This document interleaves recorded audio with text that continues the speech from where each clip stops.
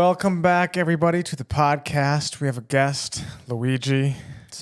Says here on my notes that you're looking to get married, but you're afraid the girls aren't going to like you because you wear glasses. Yeah, pretty much. Okay. So maybe contacts. In the future, get some contacts. Mm-hmm. Okay. So just introduce yourself a little bit. Tell people who you are, what you do. Yeah, I'm Luiggi. I'm a friend of Caleb's. We've been friends for 4 years. 4 years. 4 yeah. years. We lived together. That was fun. It was. If you guys know Ethan, he was with us too, and that was fun as well.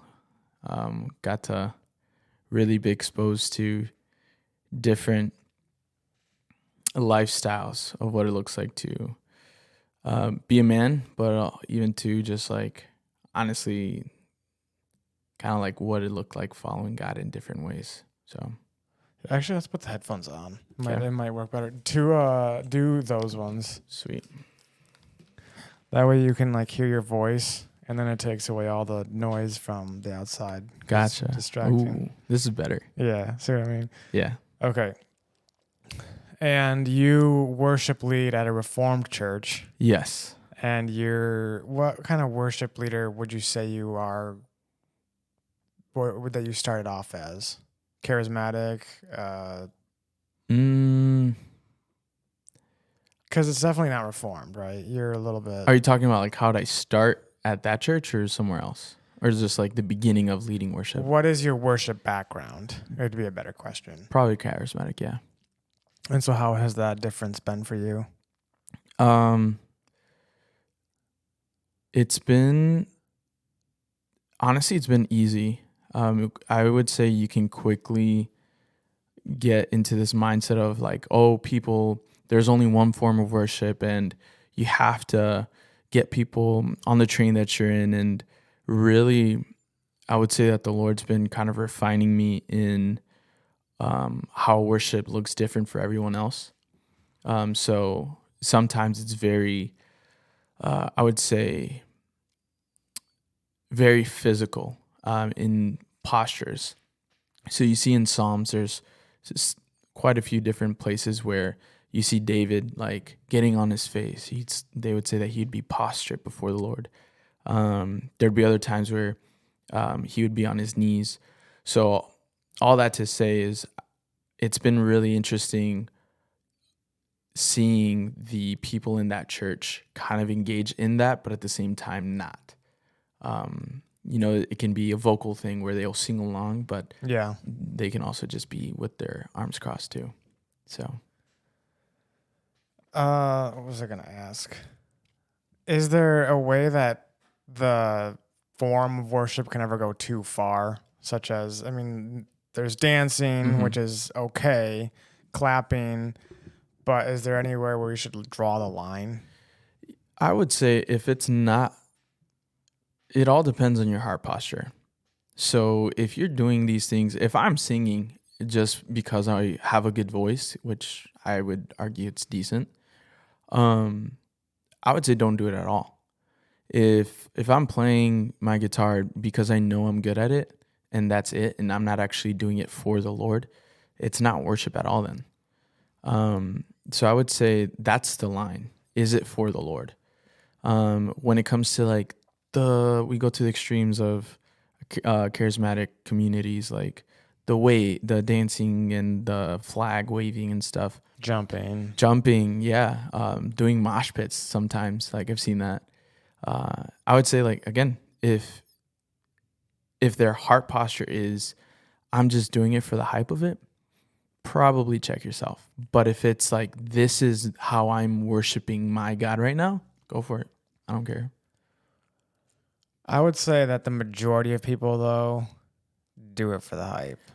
Because I remember, most people that I've talked to are always like, there weren't any hype songs this time. Yeah. And they're actually upset. And so I think that overall it can be damaging or take away from the worship itself. Yeah. Where we're almost starting to worship the worship instead of the one we're supposed to be worshiping. Yeah. And even with that comment, right? Like, oh, there wasn't any hype songs. Yeah. Dude, that's a major flag right there. because it's you like what you were saying. It's not about what songs we play, whether if it's on, the local radio, Christian channel or whatever. It's just like when we step into that atmosphere. This is the question I would ask them: are you ministering to God, or are you just singing another song? And you think of like the blessing. I'm sorry for when I sing another song. Like that's actually really true though. How many times have we stepped into that where it's just Christian karaoke? What's the difference in between actual musical worship and Christian karaoke? It's the heart posture. It's where you're focusing on. Yeah. How do we avoid that though? How do we teach people that without coming off as not judgmental, but I would say it depends on what communities you're in. So if this is like a congregational community, let's say in the atmosphere of a church, I wouldn't really think of it more as discipline kind of thing. I would say have it be more of an encouragement and dive into scripture on what that looks like. I'm not saying, hey, don't talk about it. I think it's necessary. And I think there should be messages on what it looks like to minister to God. We, going down that vein, we hear words like reverence. Like, what does it mean to revere God? yeah. And as a Christian, you're just like, oh, I know what it is, because that's just the Christian lingo. And I think it's important that, whether you're the pastor or worship leader, a volunteer even, to shed light into that, because it's super necessary. Otherwise, it's just Christian karaoke, Yeah. So, and I will say too, just like if it's a smaller community, because I know that like where we're at, there's a lot of house churches. I think right there, like by all means, go for it. Be unafraid to like be direct. The reason why I would say I give two different answers depending on like the community is because in the larger community, they don't really know you. Yeah, it's less personal. Yeah. Mm-hmm. Whereas like if you have your best friend who's just like, Caleb, dude, I love you, but geez, those shorts are ugly. Like, okay, one, you'll find it kind of funny, but then you would, since you value his words. Yeah. And we have that connection established. Exactly. You'll be like, maybe he has a point. Maybe they're too tight or they're too baggy. I don't know. It's just like a random example. And when you put that into the context of following Christ, it's that heart check, like saying, hey, Caleb, are you actually doing these things for the right reason? Is this actually biblical worship? Yeah. So that's a good call. I didn't realize that there was a lot of church homes around where we live. It's been growing. Yeah. I have quite a few friends who have really been stepping into discipleship, which I would say even applies into this conversation. So it's been interesting. Yeah. Why do you think that home churches are growing here? And we're from West Michigan, for those who don't know, in West Michigan. Yeah. I would say so just biblical context. We think of 1 Corinthians where Paul addresses the church and he talks about how in the body there are different parts, right? That the hand can't function without the eyes without the feet, that kind of thing. And having that mentality where there are specific things that only a certain part can do. For example, my eyes can't grab a cup of coffee. My hands do. With the church, there is this sense of like, come as you are, we will walk with you in that shepherding message. But sometimes I think we kind of miss the point in discipleship. So one thing that I've been really leaning into has been in Matthew 10. I wish I brought my Bible or whatever. I have one. Sure, let's bring it up. The big old boy. Yeah, the big dog. Praise you, Jesus, for this thing. It's in Matthew 10. we hear this Matthew message. 10 is going to be the I'm getting that there. around there. Yeah, I'm in Matthew right now. This thing's huge. What is this? A study Bible? Yeah. Sick.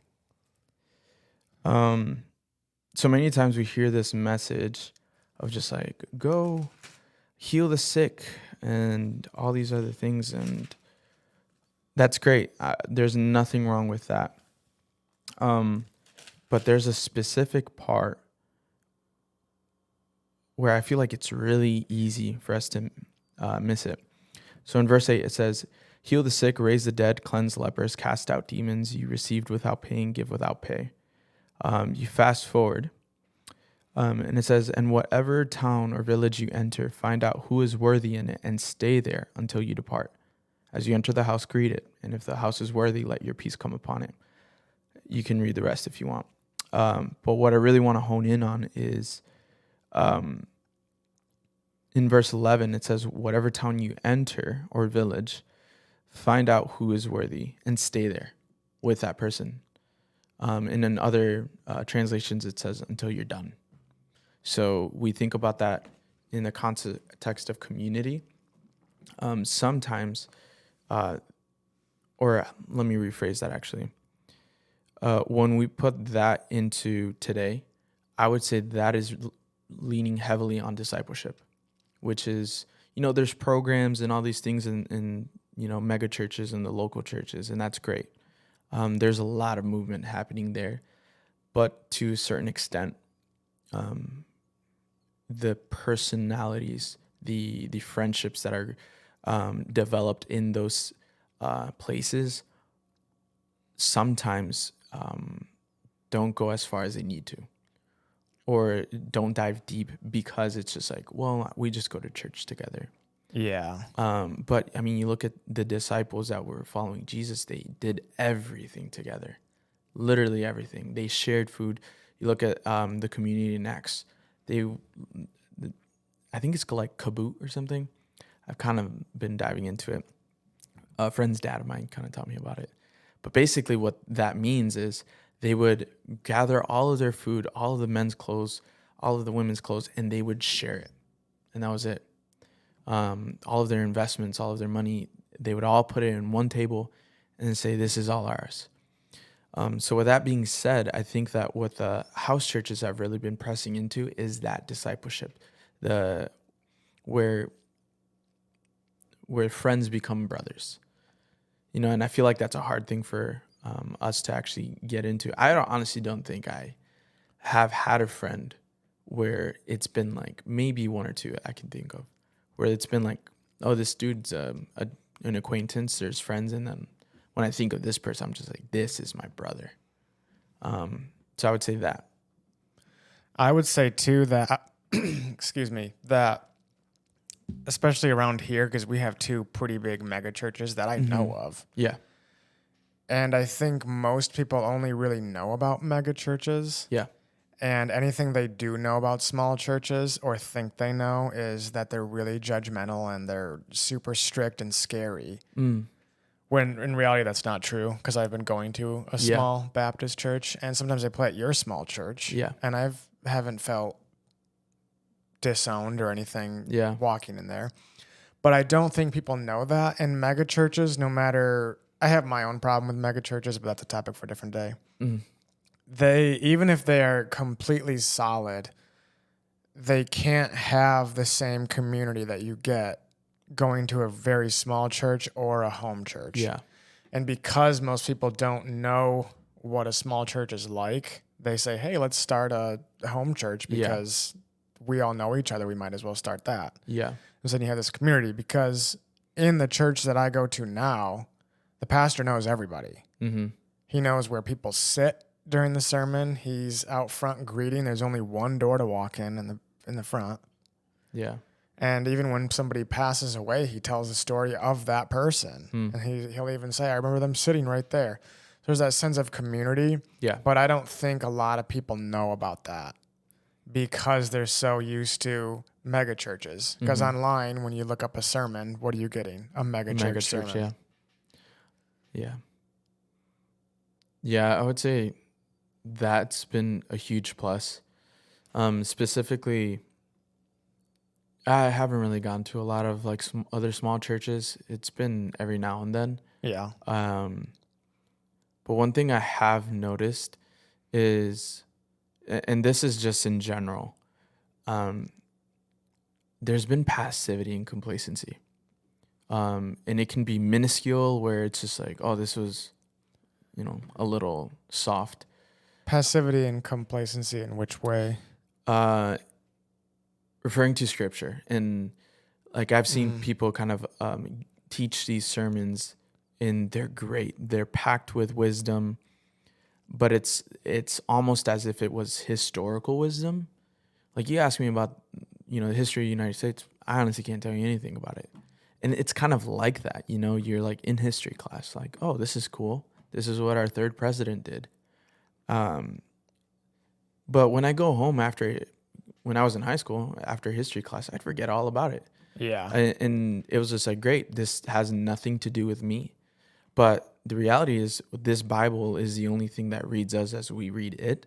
And it's the only thing that actually would apply to your life in every single aspect, Yeah. So I would say that there's been like a lack of calling people deeper into it. And then you even think about that in the context of like why house churches, I would say that's probably one of the reasons too. The lost. We think of the lost as well. We're all searching for something, which is the truth. And when I say the truth, everyone nowadays has like, oh, your truth is yours and mine is mine. And there's a whole bunch of truths and all these other things. Yeah.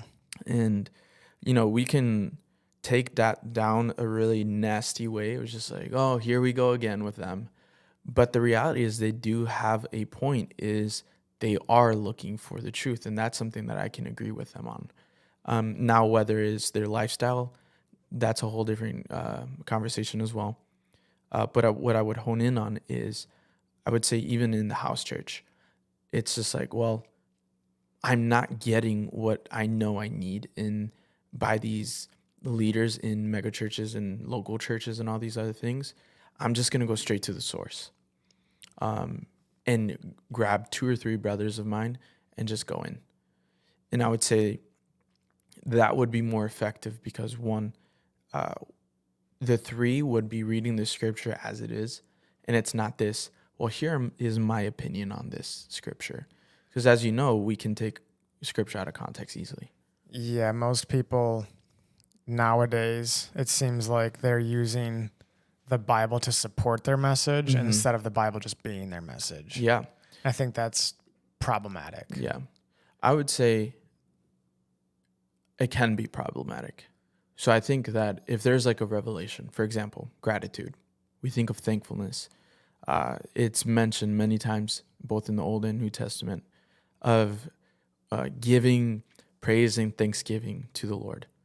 I would say that's, and if I were to preach, and I'm just like, guys, today we're going to be talking about Thanksgiving and why it's so important. I wouldn't say that that's problematic to bring up scripture that would fortify that revelation. But if it's this political thing where it's like, you got to vote for whatever, that's totally different. Yeah. So if there is no revelation behind what you are preaching, or behind a topic, then yeah, I would agree with you on that. I don't mind if they do that if they're staying in one passage. So say it's about gratitude, like you said, and they're not taking verses from everywhere and jumbling them all together. Yeah. Because the church I've been going to now is he kind of does a mixture of both. So we've been in Luke the entire time I've been at this church. I've been there for almost a year. And he'll be in Luke 23 for weeks. Dang. But each section that he goes through in Luke will have somewhat of a message titled something. Yeah. Such as what it costs to carry your cross might be one of the messages. Dang. And then he'll take it out of that specific passage. He'll go and do cross references, which I think is fine. Yeah. But I don't like when it's like this random message and they're just pulling little bits and pieces out of everywhere and jumping around. I just want to stay where we're at in the Bible and read and really study that part and really get to know that section. Yeah, I would say that's actually really good. The church I'm at is they changed it a little bit during this season, but last year, like 2023, it was all Genesis, which was pretty interesting because like, how many times have you read Genesis? It's like, I'm going to read the Bible, the whole entire Bible this time. And you start in Genesis because it's the first book, and then you know, life happens and you end up getting distracted and you want to do all these other things. And all that to say is just like the first 15 chapters of Genesis is, the whole Bible is, but specifically Genesis is so packed to the point where I actually missed so much of it. The patterns, the way that it was written too. And I think that's been really cool to make observations of how poetic it's been, of how you find Jesus in it and all these other things. Yeah. So that's been pretty cool. I would agree. I think people should do that more often. And then with like the cross references, I don't mind it. I think we all have a certain level of discernment, and we can tell. I mean, when someone's lying to you, either you're gullible. If you're not gullible, you can tell when someone's lying. And I would say that applies into this context of preaching and all these things, because if someone starts throwing out a bunch of scripture and it's just like First Peter, Romans, you go to Exodus and all these other things, and it's just like, what does any of this have to do with what you're trying to say? And sometimes you can kind of feel like they're just throwing things at you. Yeah. And it just confuses you. That's what I mean. Yeah. It feels like it's just filler stuff. Yeah. So, but if there's a point to it, then go for it by all means. But if it's just to try to say, I know the Bible, then, and it goes back to what I was talking about with worship, heart posture. Yeah, it becomes more of a pride thing. Mm-hmm. Just to show you, hey, I know all of this. Yeah. And then I didn't learn anything. Yeah. And I think it's so interesting, like, so I was super prideful when I actually started getting into walking with God. I'm just like, I had to know it all. People would say, dude, what has the Lord been revealing to you? And I would lie. I'd be like, Luiggi. oh my gosh. I'd be like, oh my gosh, yeah, this, and this. How could you? I know, right? Yeah. And it's like, what is wrong with saying nothing when that's actually it sometimes? That was always my answer. Really? When I was on the worship team, dude, they would always ask me, I'd always come up what's with something. God saying to you or something, and it would either be nothing or I would say something just so basic. Yeah. Like, if you have it, dude, share it. But if you don't, what's the point to lie about it, I bet people could tell that you were lying. I could always tell when people were just trying to say something. Yeah. Yeah, it's sad. Sometimes I'd be like, oh my gosh, yeah.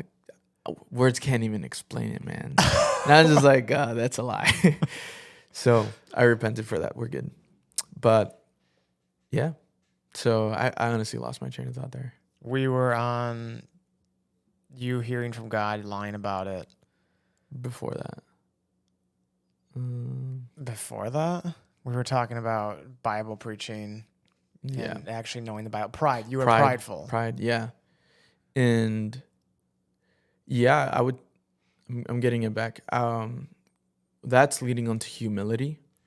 And once I actually learned, I wouldn't say I have it figured out, but once I started taking steps into more of a posture of humility,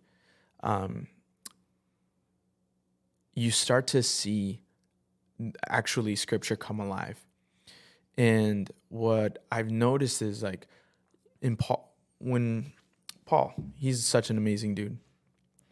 He talks about judging, and it's like, judge. But then he says, but don't judge. And it's this weird thing where it's like, do it, but don't do it. And I would say that there is a balance into it. Yeah, you And start to learn. yeah. Because there's secular people that are always quoting that thou shalt not judge. Yeah. And every time you say something, but then there's other people that say, yes, you should, but there Yeah. is a balance. There is totally a balance. And again, heart posture, man. I can't say that enough, because it's just like, if I'm just pointing the finger at you and like, Caleb, you did this and this is bad. But there's no calling higher. There's no sense of like, dude, let's walk through this together and get out of it, whether it be sin, lies, or whatever. I would say don't do it, dude. If you're not willing to walk with the person, I would say it's not your place. There's someone that's ready for it, to walk with them. And specifically, like being under leadership, that's been a really tricky part. You start to see Pharisees come alive in your own life. Someone once said that the more, as you begin to meditate in the word, so putting yourself in the context of scripture, and then once you start to contemplate, which is applying scripture into your life and putting scripture in your own life, you start to see it come more alive. Yeah. So with that being said, over the last few years, I've been really diving deep into that, and I start to see Pharisees, and those are pastors, those are worship leaders, those are volunteers, those are leaders that we typically normally like look up to, and it starts to make sense. On like, this dude says that, going back to the guy who just threw a bunch of scripture at you, it starts to show you like, okay, his heart posture is off. This dude's just saying that he knows it all. But the reality is, the Pharisees, who literally learned the entire Old Testament by the age of 12, because that's how old they were, when they had it memorized, who are now in their 30s, 40s, 50s, they didn't realize that Jesus was in front of them, that the Messiah had come. So when I think of that, and I compare that to a local pastor who's probably doesn't have it memorized,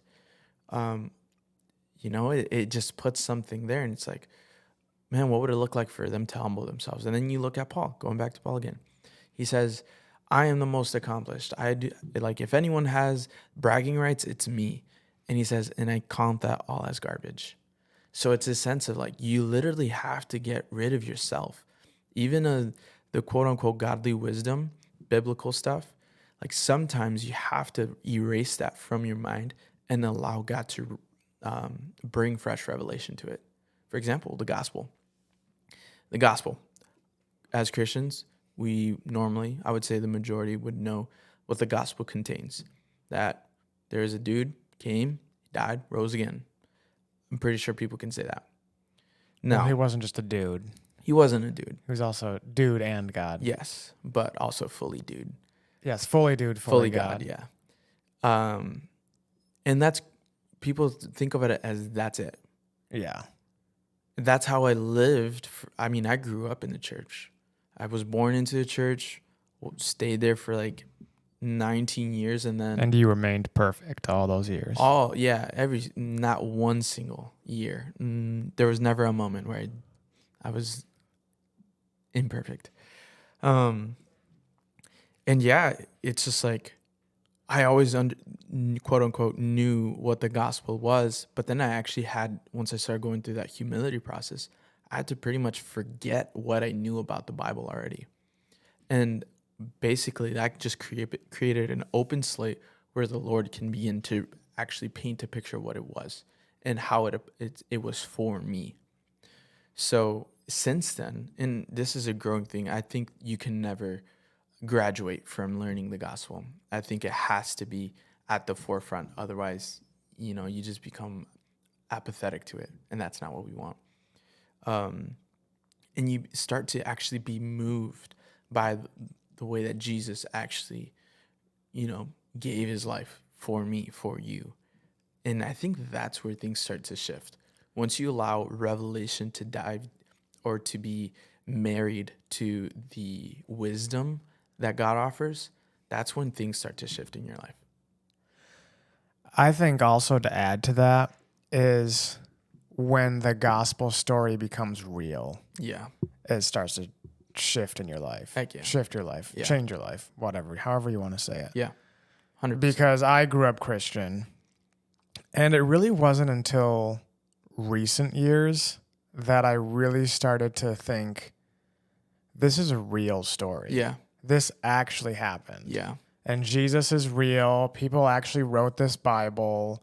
Paul was going around. He was shipwrecked. Yeah. He was killing Christians before all this. And it's That's crazy to think crazy. about. Yeah. And until Jesus and his story becomes real, I don't think there's any real change, because most Christians, I don't want to say most Christians, I say that because I used to be that, Yeah. Me too. is you believe it and you've heard it and it's, okay, this is a story, but it's almost a dream Yeah. or just a story. But then recently it's like, wait a minute, this is real. Yeah. I would say, even to add on that, it's crazy how the life of Jesus is simple. Like there are some points where we can clearly like go to, you know, him living a life we could not, getting a dying the death that he didn't deserve, coming back. So we know these things, right?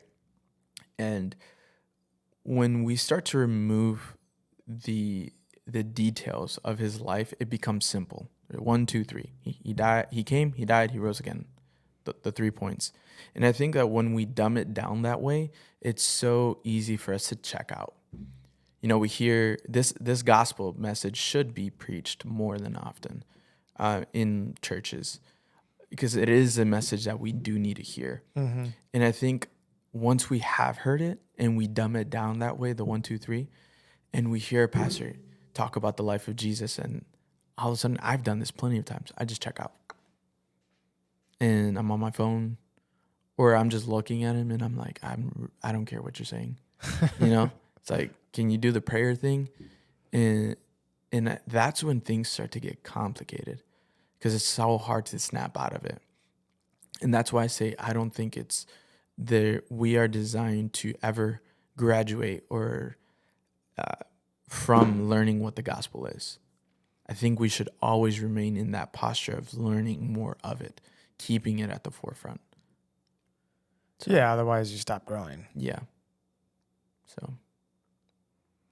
Well, I think that's a perfect time to end. Sweet. Perfect point to end it on. Everybody, thank you for listening, and until next time, have a blessed week.